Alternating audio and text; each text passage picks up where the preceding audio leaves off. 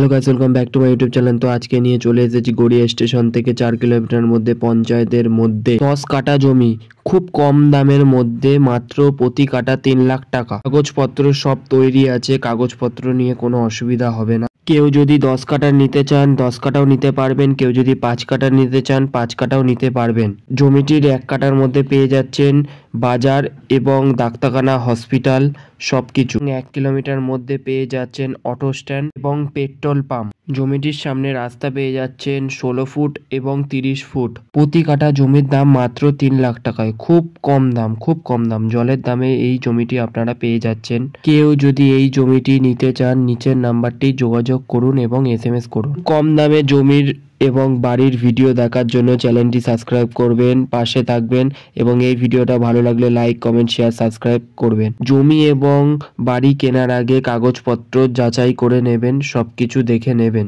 তারপরে জমি কিনবেন। আজকের জন্য এইটুকুনি ভিডিও ছিল, আরও ভিডিও আসবে।